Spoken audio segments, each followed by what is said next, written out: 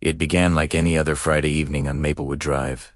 The sun had already dipped below the horizon, casting long shadows across the manicured lawns and picket fences of the suburban cul-de-sac. Inside the modest two-story house at 47, Maplewood, faint laughter drifted from the living room where 42-year-old Helen Montgomery sat knitting by the fireplace. Her husband Mark, reading a newspaper, and their two teenage children, Emily and Josh, were lounging on the couch, playing a video game. Nothing about that night suggested impending tragedy, until the moment the front door burst open at 9:17 p.m., and a muffled scream echoed through the hall. The memory of that scream would haunt the quiet street for decades. Helen dropped her knitting needles. Mark started up, confusion spreading across his face. The children froze, their controllers falling to the floor. In that instant, the house split in two, from safety to horror. It was Emily who opened the door. She was 17, with long brown hair and curious gray eyes. At first, she thought she recognized the silhouette, a vague shape in the dim porch light. But then came the flash of something metallic and a glint of red. The silhouette plunged forward, and Emily felt a searing pain in her abdomen before everything went dark. Josh shoved his sister aside, but it was too late. The intruder disappeared into the night. When Mark finally managed to grab a lamp and chase after the figure, he found nothing. No footprints. Nothing. Only the chirping of crickets and the distant hum of traffic. The scream. The blood. And then silence. In under a minute, what had been an ordinary, peaceful evening morphed into a nightmare. Sirens arrived 10 minutes later. Neighbors gathered outside, faces pale and drawn. Paramedics rushed Emily to the hospital, but despite frantic efforts, she succumbed to her wounds hours later. The rest of the family was locked in shock. Their home, so full of warmth just hours earlier, felt alien, tainted. On that night, October 12th, 1997, the Montgomery family lost their daughter, their peace, and their innocence. Detectives canvassed the neighborhood immediately. The street was small, just 8 houses, and all neighbors reported nothing unusual prior to the attack. No car had stopped. No one had called out. No dog had barked. The only oddity was a dim blue sedan seen idling briefly at the end of the cul-de-sac, just after las 9:10 página M. But that claim came from a single neighbor, Mrs. Alvarez, a light sleeper with a keen eye, and without a license plate number. The car vanished from the case as quickly as it had appeared. Inside the house, forensic teams collected samples. A single fingerprint smudged on the doorknob, an unrecognized fiber on Emily's clothing, traces of a substance that seemed like spilled coffee on the floor near the door. But the fingerprint matched no one in police databases. The fiber, a finely woven dark synthetic, was common enough to be useless. The coffee stain yielded no definitive DNA, and so the case went cold. Days turned into weeks, weeks into months, months into years. The media lost interest. Neighbors stopped talking. The house at 47 Maplewood stayed empty for a year, then was quietly sold to another family who renovated it, unaware of its dark past. The original residents moved away. The town tried to move on. The death of Emily Montgomery became a sad memory, a cautionary tale whispered among locals, but with no answers, no closure. For 28 years, the case remained sealed in the archives, gathering dust.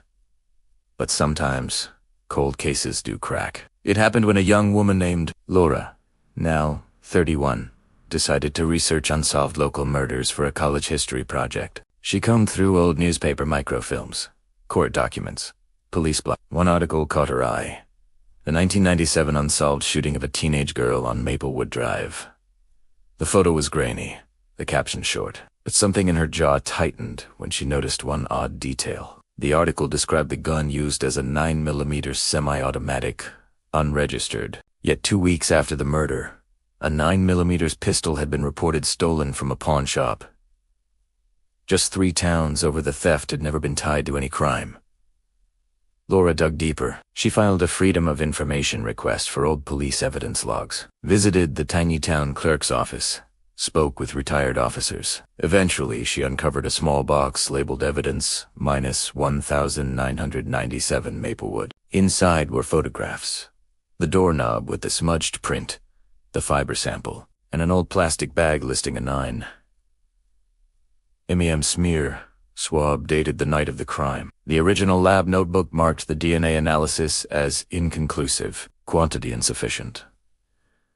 But next to that scrawled note, in neat handwriting, was another, save for future technology. That note became the tipping point. She reached out to the local police cold case unit, urging them to retest the DNA with modern methods. After months of bureaucratic delays, the swab was finally submitted to a forensic genetics lab using advanced STR and mitochondrial DNA analysis. Then came the breakthrough.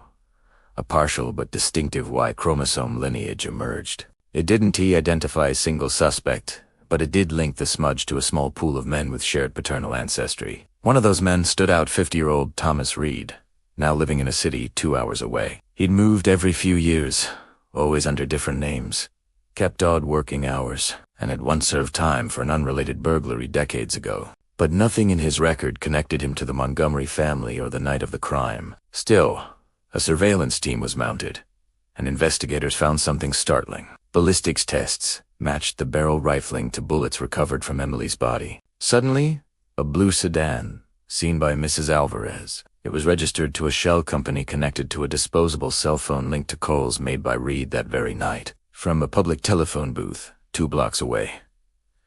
The fiber sample. It matched synthetic carpeting sold in a moving van rented by Reed 2 days before the murder. And the coffee stain. Toxicology revealed traces of a strong stimulant, something not commonly used by teenagers, but known to be used by Reed in the mid-90 segundos. On the night of October 10th, exactly 28 years and 2 days after Emily S.'s death, Reed was quietly arrested outside a grocery store. No dramatic raid, no shouting cops, just an unmarked car and a plainclothes detective tapping his shoulder. He didn't resist. His face remained unreadable as he was handcuffed. In the interrogation room, Red insisted he couldn't remember Maplewood, couldn't remember the night, never been there. But when confronted with the Y-DNA match, the ballistics, the surveillance photos of the blue sedan, and his own rental records, agreed sealant. Hours later, under mounting pressure, he broke down. He wept, then whispered words no one will ever forget. He said, "I'm sorry. I didn't know it would go on for so long." That confession, combined with the physical evidence, finally cracked the cold case. Reed was charged with first-degree murder, attempted burglary, and use of a firearm in the commission of a felony. The trial began in early 2026. Old neighbors were called to testify.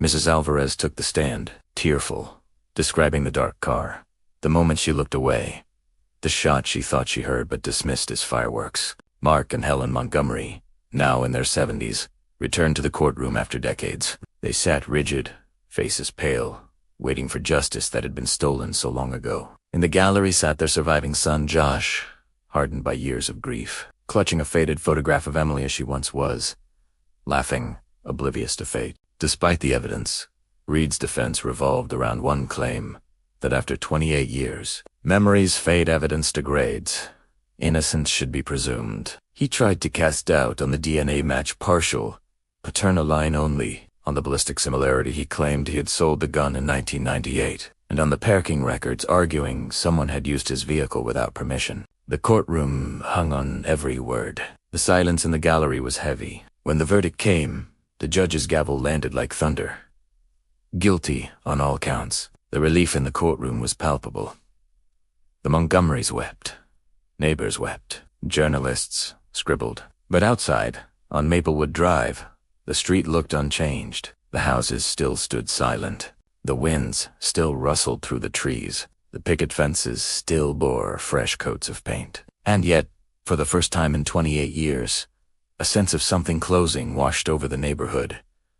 But even with that verdict, questions linger. Who made the call to rent the moving van? Why did Reed pick that particular house? How did he learn that the Montgomerys would be home that night? What motive turned a normal Friday into a nightmare? And is there more redundancy? No, some evidence was lost. The original coffee cup. The video recordings from nearby security cameras overwritten in the early 2000s. Neighbors who've long moved away or passed on. The motive remains obscured in the shadows. Was it random? Was it carefully planned? Or was it the work of someone else? Someone who's never been found. Tonight, as you lie awake, Imagine the ordinary world of a family mid-movie night. The safe warmth of home, the hum of suburban calm, shattered by a figure in the dark, moving silently, striking without warning. Think of the tiny clues. A smudge on a doorknob, a fiber that no one notices, a stain on the floor dismissed as a spilled drink, a car that blends into traffic. Remember that, even decades later, a single whisper of memory, or a scratch of DNA, can open a door once locked forever. Who do you think really stood over that doorknob on Maplewood Drive in 1997? That night that changed everything. Was it the man convicted in 2026?